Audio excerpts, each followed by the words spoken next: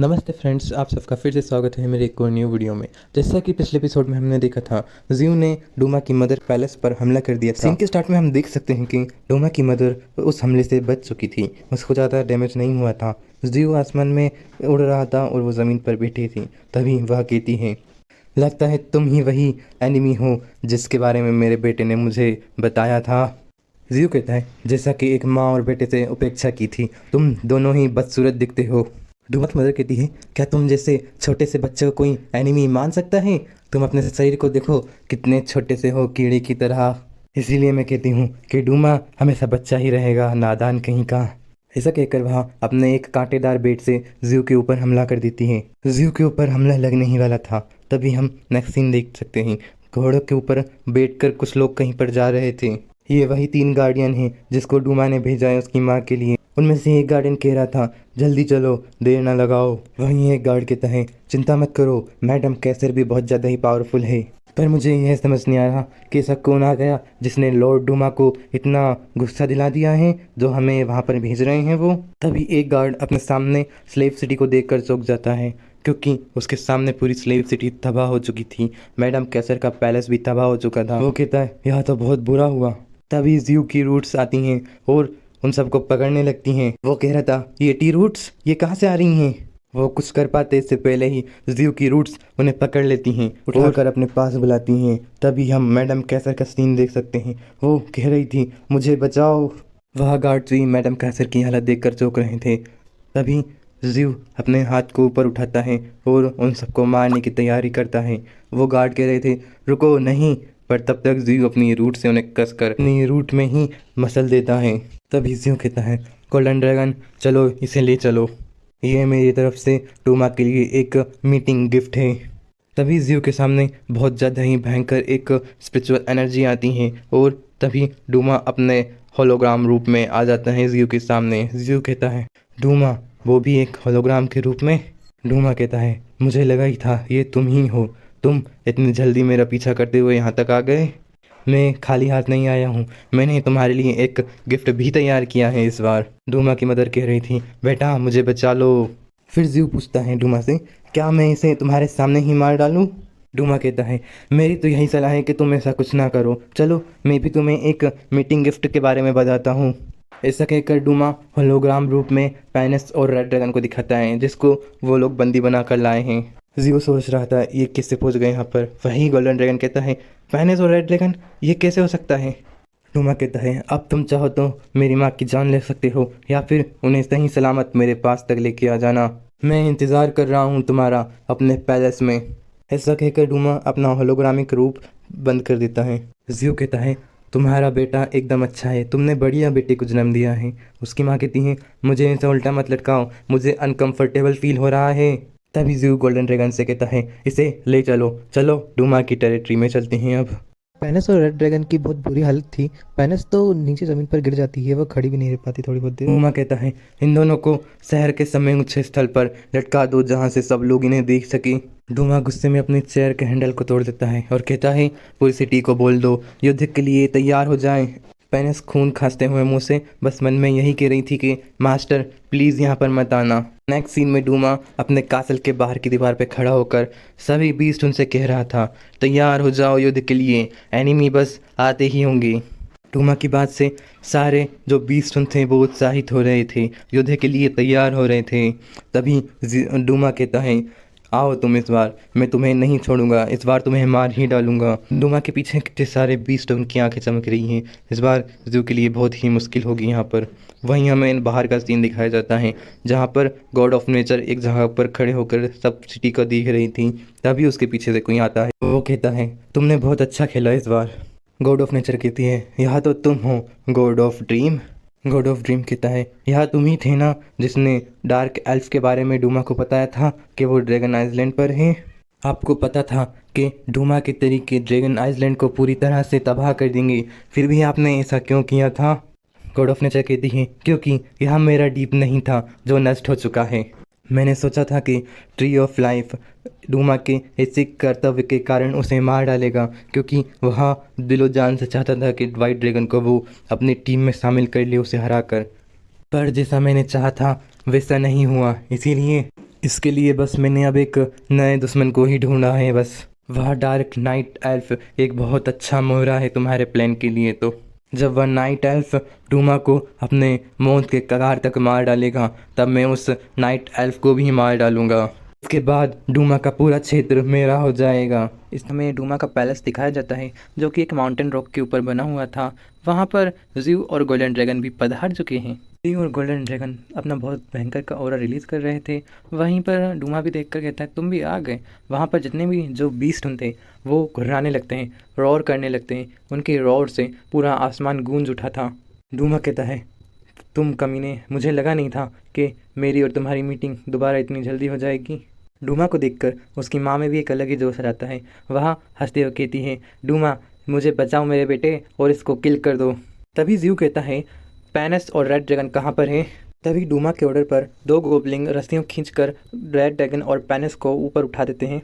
पैनस और red dragon को बड़े से दो जहाँ पर फांसी के लिए लटकाया जाता है ना, वहीं पर लटका दिया था उन्हें। वहीं पर स्ट्रक्चर बना था जिसके ऊपर डूमा भी खड़ा हुआ था। रेड ड्रैगन तो बहुत ज़्यादा ही घायल था, उसके पूरे शरीर से खून बह रहा था और वो इस समय अनकॉन्शियस था। रेड ड्रैगन को देखकर गोल्डन ड्रैगन चिल्लाता है। वहीं पैनस भी बहुत ज़्यादा ही घायल थी, उसकी आंखों से और पूरे शरीर से खून बह रहा था, वो भी इस समय अनकॉन्शियस थी। ज़्यू पैनस को देखकर गुस्सा भी हो रहा था बहुत ज़्यादा ही। अभी डूमा ज़्यू से कहता है मेरी मदद को रिलीज़ कर दो वरना मैं इन दोनों को ही मार डालूंगा। ज़्यू तो बस पैनस को ही देख रहा था कि वो किस तरह से बंधी हुई थी, वो कितनी ज़्यादा घायल हो चुकी थी, इन्होंने कैसी हालत कर दी थी उसकी। तभी मैडम कैसर ज़्यू से कहती है हा हा हा हमारा हमखोर कमीने, अगर तुम उनको जिंदा देखना चाहते हो तो मुझे बस छोड़ दो। पर ज़्यू का मैडम कैसर को छोड़ने का तो कोई मन ही नहीं था। वो ज़्यू तभी एक छोटा सा अटैक करता है मैडम कैसर के ऊपर, जिसके कारण मैडम कैसर को चोट लग जाती है और उसके शरीर से खून बहने लगता है। डूमा देखकर चिल्लाने लगता है सब। ज़्यू डूमा से कहता है मेरे साथ कोई खेल खेलने की कोशिश मत करो, उन दोनों को रिलीज़ कर दो, मैं तभी तुम्हारी मदर को रिलीज़ करूँगा वरना तुम्हारी मदर मारी जाएंगी। मैं तुम्हें केवल 5 सेकंड देता हूँ। ऐसा कहकर ज़्यू गिनती करने लगता है 1 2। ज़्यू की आवाज़ सुनकर पैनस भी जागने लगती है, कहती है क्या मास्टर आ चुके हैं। वह ज़्यू से कुछ कहना चाहती है पर कह नहीं पा रही थी। तभी ज़्यू कहता है 3। मैडम कैसर बोलती है तुम कमीने, क्या तुम सच में ये करना चाहते हो। डूमा भी कहता है नहीं। ज़्यू कहता है 4 कहते ही रेड ड्रैगन की भी आंखें खुल चुकी थी। वह सोचा था इससे अच्छा कोई मौका नहीं मिलेगा, कोई ओपनिंग मिले चाहे ना मिले। वह खुद अपनी ब्रेथ को रिलीज़ कर देता है, फायरी ब्रेथ को, जिसके कारण बहुत सारे जो गोबलिन थे वो वहीं पर राख का ढेर बन जाते हैं और बहुत सारे मॉन्स्टर भी। रेड ड्रैगन के आनी घानी जो रोप्स बनी थी वो भी जल जाती है, जिसके कारण रेड ड्रैगन भी ज़मीन पर आ जाता है। वह अपने शरीर में जितनी भी ताकत बची हुई होती है ना, उसका यूज़ करते हुए पैनस को अपनी पूंछ में पकड़ते हुए ज़्यू की तरफ फेंक देता है और कहता है पैनस जाओ यहाँ से, तुम मेरी चिंता ना करें। डूमा भी शांति से खड़ा हुआ था क्योंकि उसका भी यही प्लान था कि किसी तरह पैनस को ज़्यू तक पहुँचा दिया जाए। ज़्यू देखता है कि पैनस उस तक आ रही है तो वो भी अपनी रूट्स को बढ़ाते हुए पैनस को कैच करने लगता है और अपनी रूट से बाइंड करने लगता है। तभी पैनस थोड़ी कॉन्शियस होकर बोलती है मास्टर यहाँ से चल जाओ, यहाँ से भाग जाओ, ये एक ट्रैप है, मेरी बॉडी में एक बॉम्ब प्लांट किया है इन लोगों ने। तभी हमें पैनस के पीछे दिखाया जाता है, उसकी पीठ के ऊपर एक येलो कलर का स्पिरिचुअल स्टोन लगा हुआ था जो एक फायर टाइप का था। जैसे कहती है तभी बहुत भयंकर से रोशनी ज़्यू तक भी पहुंचने लगती है और पूरे आसमान को घेरने लगती है। वो जो बॉम्ब था वो ब्लास्ट हो जाता है, जिसके कारण ज़्यू की रूट्स भी टूटने लगती हैं। पूरे आसमान फायर से कवर हो चुका था। रेड ड्रैगन भी अपने मुंह से खून खा रहा था, उसके बेचारे से तो चला भी नहीं जा रहा था, वो ज़मीन पर गिरने ही वाला था। तभी गोल्डन ड्रैगन आकर उसे संभाल लेता है और कहता है रेड ड्रैगन चलो यहाँ से चलते हैं। रेड ड्रैगन तो कुछ बोलने के लायक भी नहीं था, वो रेड ड्रैगन का भी नाम नहीं ले पा रहा था सही से। तभी हमें ज़्यू की रूट्स दिखाई जाती हैं जिसने ज़्यू को बाइंड कर लिया था, जो ताकि बच भी गई थी जिससे। पैनस को ज़्यादा खरोच नहीं आई थी, उसे बस थोड़ी बहुत चोट लगी थी जिसके कारण वो बेहोश हो चुकी थी अभी इस समय। पर ज़्यू ने अपना एक हाथ और एक पाँव खो दिया था इस ब्लास्ट के अंदर। पैनस अनकॉन्शियसली ज़्यू के पास बाहों में गिरी पड़ी थी। ज़्यू पैनस को देखकर बहुत ज़्यादा ही गुस्सा हो जाता है, उसकी आंखों से साफ देखा जा सकता है कि ज़्यू बहुत बहुत ज़्यादा ही गुस्सा है इस समय। तभी मैडम कैसर कहने लगती है रुको, मेरे साथ कुछ मत करना, इसमें मेरा कोई हाथ नहीं है, मुझे मत मारो। तभी ज़्यू उसकी नहीं सुनता है और अपनी रूट से मैडम कैसर को जकड़ने लगता है, टाइट करने लगता है और उसको ख़त्म, गेम ओवर कर देता है उसका भी।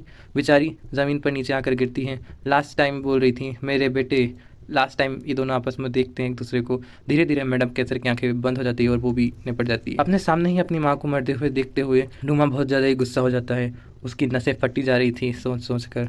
तभी जीव भी बहुत ज़्यादा ही गुस्सा था उससे। डूमा ज़्यादा देर लगाते ना हुआ सुपरसोनिक स्पीड से जीव के ऊपर हमला करने के लिए आ जाता है अपनी पर्पल एनर्जी को रिलीज़ करते हुए। जीव भी देर नहीं लगाता है, उसके हमले को ब्लॉक करने के लिए उसके ऊपर ही बढ़ जाता है। ये दोनों जब आसमान में टकराते हैं तो बहुत ज़्यादा ही भयंकर सा क्लैश हो जाती है। चारों तरफ एनर्जी का फ्लक्चुएशन महसूस हो रहा था। जीव ने डूमा का हमला ब्लॉक कर लिया था। वैसे तो दोनों ही एक दूसरे के ऊपर लड़ाई के लिए बेकरार थे।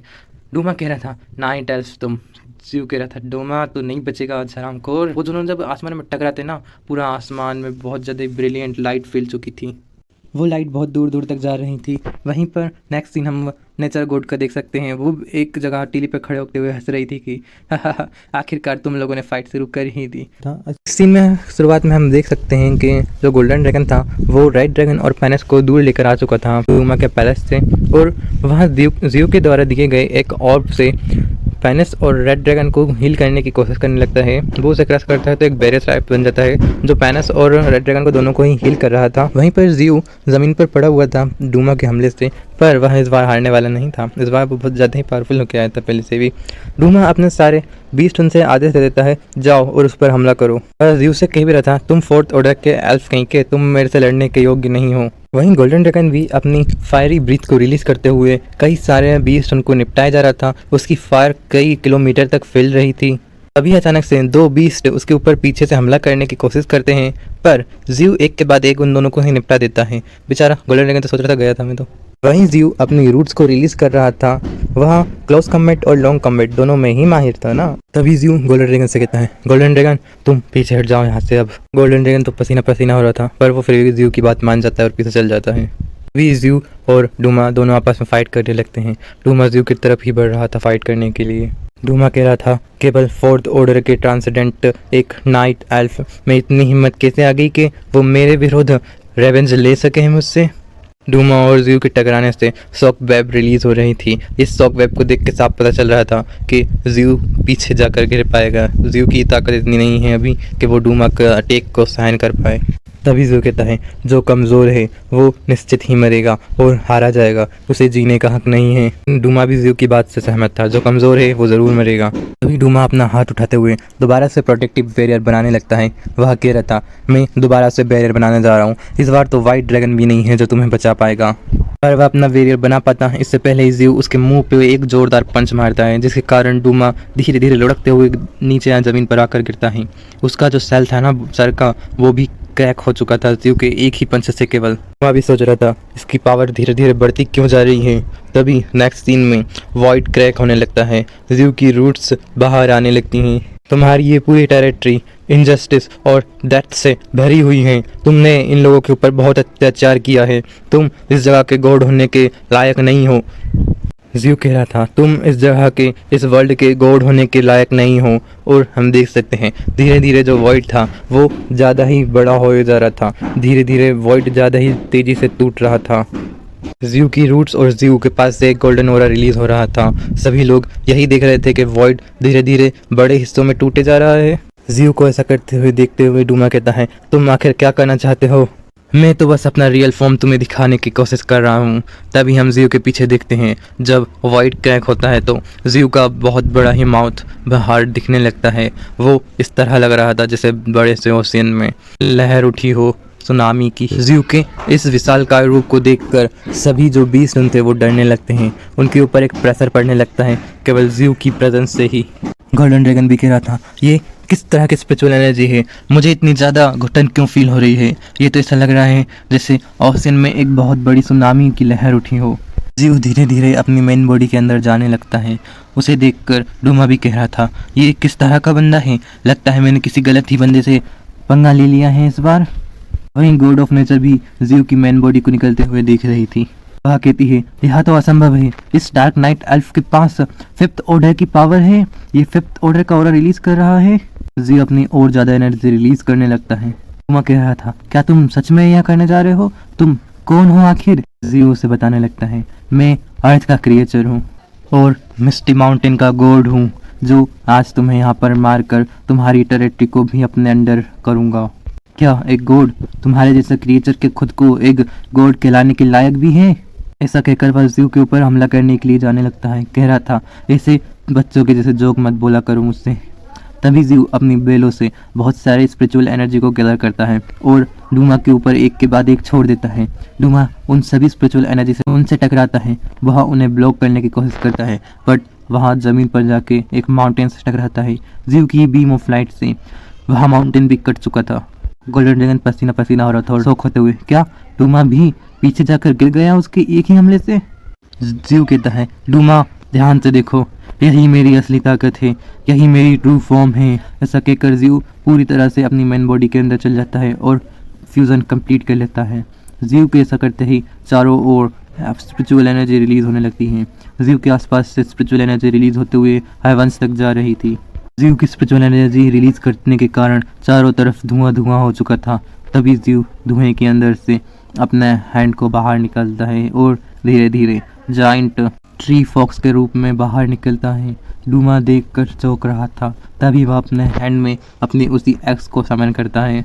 डूमा बहुत ज़्यादा ही घबरा चुका था जीव की ऐसी पावर देखते हुए। पंच से डायरेक्ट जीव के ऊपर हमला कर देता है, पर जीव अपने पंच से उसे ब्लॉक कर लेता है और डूमा को ज़मीन पर गाड़ने की कोशिश करता है, पर डूमा किसी तरह बच जाता है, साइड हट जाता है वहाँ से और अपने एक्स से दोबारा जीव पर हमला करने की कोशिश करता है। कह रहा था, तुम अब नहीं बचोगे, तुम्हारी जान अब मेरे हाथों में है। पर जीव उसके वेपन को अपने सिंगल हैंड से पकड़ लेता है और दूसरे हैंड से डूमा को दोबारा से पकड़कर ज़मीन में धंस देता है। जीव के हमले के कारण डूमा बहुत ज़्यादा ही घायल हो चुका था। वह ज़मीन में से धीरे धीरे उठने लगता है। वह अभी भी खून खास रहा था। वह देख रहा था अपने सामने कौन सी बला से इस बार उसने पंगा ले लिया है।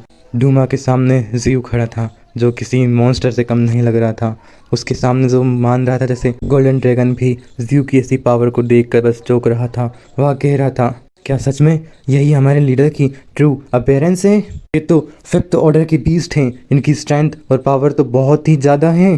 जीव कहता है, डूमा, और तभी डूमा कहता है, तुम्हारी अपीयरेंस तो बिल्कुल एंशिएंट सेलेस्टियल ट्री की तरह है। तभी जीव अपने मुंह से एक लाइट बीम का अटैक कर देता है डूमा के ऊपर। डूमा उसे फ्लैम शील्ड बनाकर रोकने की कोशिश करता है। क्या नादान रे बालक है। लाइट बीम उसकी स्टील को डायरेक्ट पेनिट्रेट करती है और डूमा को बहुत ज़्यादा ही दर्द में डाल देती है। डूमा बहुत चिल्ला रहा था डर से। तुम उसके जैसे दिखते हो, चाहो ना हो, तुम्हारा ये एटीट्यूड मुझे सच में बहुत ज़्यादा गुस्सा दिला रहा है। तभी डूमा के पास से बहुत ज़्यादा स्पिरिचुअल एनर्जी का सर्ज रिलीज़ होता है। उसकी स्पिरिचुअल एनर्जी आसमान तक जाने लगती है।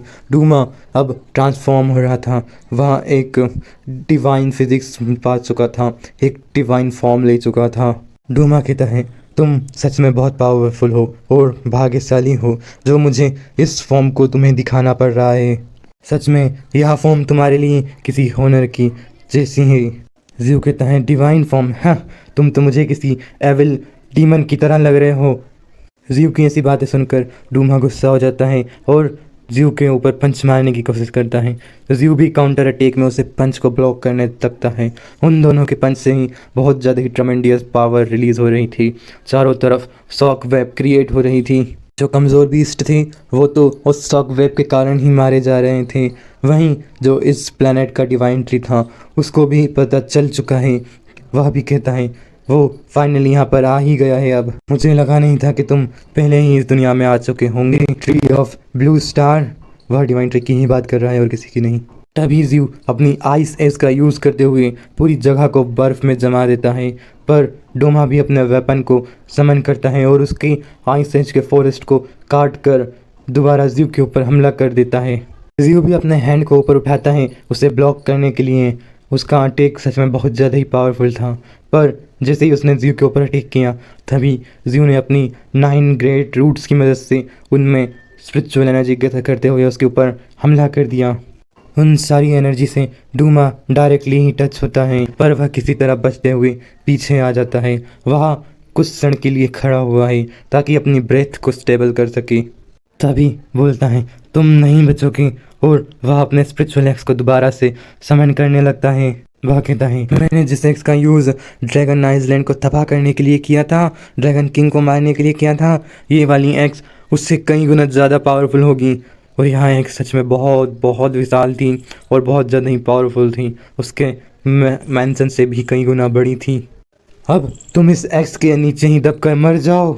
जीव स्टिल खड़ा था। वह उसे बिल्कुल रद्दी भर भाव नहीं देता है। वह आराम से खड़ा होकर उसके अटैक को डायरेक्ट अपने ऊपर लेता है। उसके अटैक के कारण आनिघानी का जो स्पेस था वो टूटने लगता है। हर जगह स्पिरिचुअल एनर्जी की सर्ज बह रही थी। पूरा फॉरेस्ट जलने लगता है। गोल्डन ड्रैगन भी संभलते हुए, क्या लीडर सही सलामत होंगे? डूमा के अटैक से चारों तरफ केवल और केवल धुआं हो रहा था। डूमा उस धुएं के सामने खड़ा हुआ था, लंबी लंबी सांसें ले रहा था, सोच रहा था अब नहीं बचे होगे तुम, ज़रूर मारे गए होगे। डूमा गलत था। जीव को ऐसे छोटे मोटे अटैक से कुछ नहीं होता।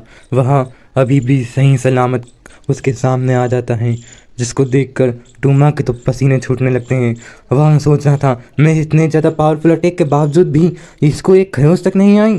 तभी वह अपने हाथ में दोबारा से बहुत सारी स्पिरिचुअल एनर्जी की बॉल्स को गैदर करने लगता है और एक के बाद एक जीव के ऊपर हमला करने लगता है। पर जीव उसकी स्पिरिचुअल एनर्जी की बॉल को केवल अपने एक हाथ से ही रोक लेता है। डूमा भी, क्या इसने अपने बेयर हैंड से उसे रोक लिया? जीव कहता है तुमने इसी मूव का यूज़ नहीं किया था ड्रैगन आइलैंड को तबाह करने के लिए? तभी जीव अपनी एक एबिलिटी का यूज़ करता है, ब्रोकन फियर्स फ्लेम फेदर के कारण डूमा बहुत ज़्यादा ही घायल हो गया था। अपने मुंह से खून फेंक रहा था वो।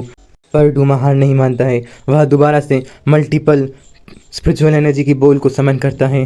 तुम कमीने गई कहीं, तुम्हें क्या लगता है तुम मुझे ऐसे इंजर्ट कर कर खुश हो सकते हो और बच सकते हो? तुम खुद के ऊपर बहुत प्राउड फील कर रहे हो ना इस समय? रुको तुम अब। जीव भी अपनी गैलेक्सियल विंड ब्लेड को समन करता है, जिसके कारण जीव की आनी-घानी मल्टीपल बहुत सारी ब्लेड्स क्रिएट हो गई थी। डूमा भी कह रहा था अब मर जाओ तुम, पर तभी जीव भी अपनी सारी ब्लेड्स को उसी के ऊपर लॉन्च कर देता है। जीव के अटैक डूमा की स्पिरिचुअल बॉल को फियर्स करते हुए डायरेक्ट उसके ऊपर लॉन्च होते हैं। उसके ऊपर जगह जगह पर वो लगने लगते हैं। उसका एक पाँव तक कट जाता है और एक अटैक तो डायरेक्ट उसके हेड पर आकर लगता है। जीव के अटैक डूमा के अटैक उससे लॉन्च कर पाता उससे पहले ही उन्हें डिस्ट्रॉय करे जा रहा था। उसकी एनर्जी फेल रही थी। जीव सोच रहा था क्या अभी भी बचा होगा? वो घायल हो चुका था पर अभी भी जिंदा था। वो बच गया। उसकी आधी बॉडी डिस्ट्रॉय हो चुकी है पर फिर भी वह अभी तक जिंदा है। डूमा कहता है मैं एक गॉड हूँ, मैं एक गॉड हूँ, मैं अनडिफिटेबल हूँ। तभी वह वॉइड को क्रैक करता है और अपने उन्हीं रेड बीस्ट की आर्मी को जीव के ऊपर छोड़ देता है। वह सारे रेड बीस्ट जीव को आकर पकड़ लेते हैं चारों तरफ से। डूमा भी तभी अपने पंख निकालता है और एक बार फिर से फियर्स अटैक करने आता है जीव के ऊपर।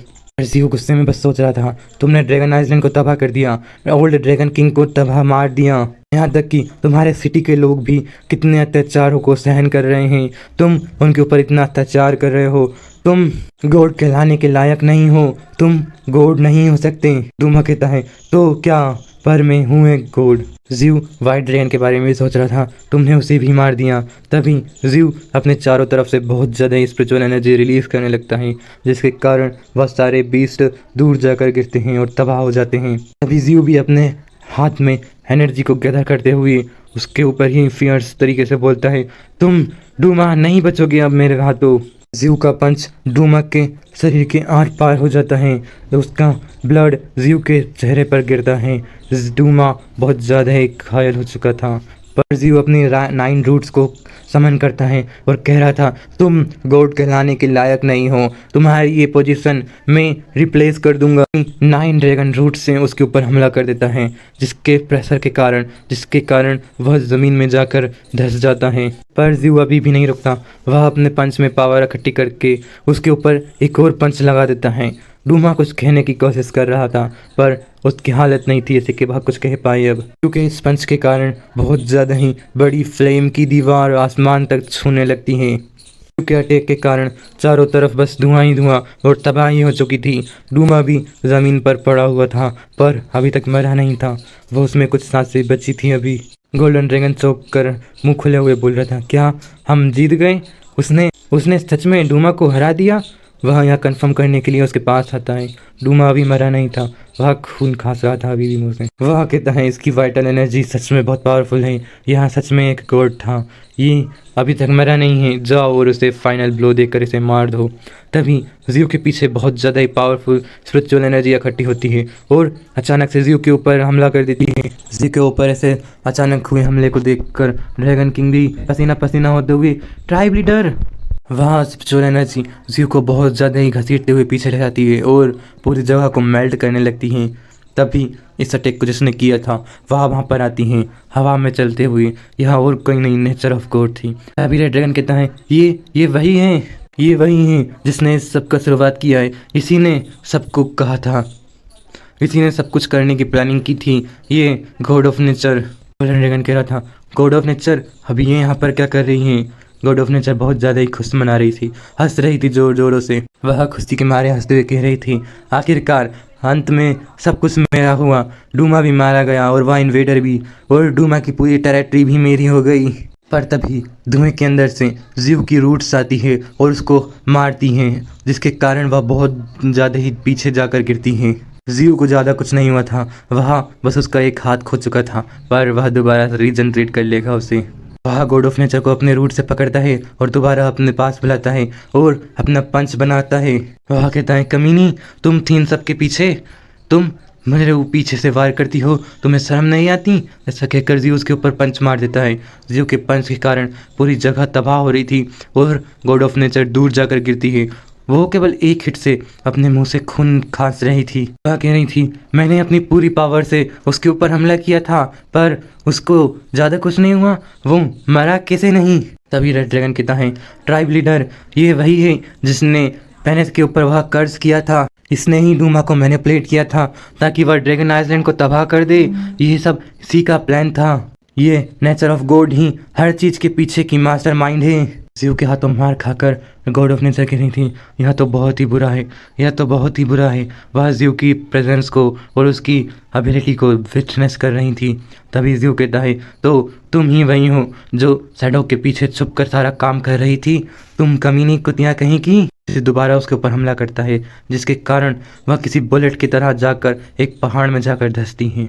यह डूमा की जितनी पावरफुल नहीं थी। वह कह रही थी, यह तो बहुत बुरा है, यह तो मुझे मार डालेगा।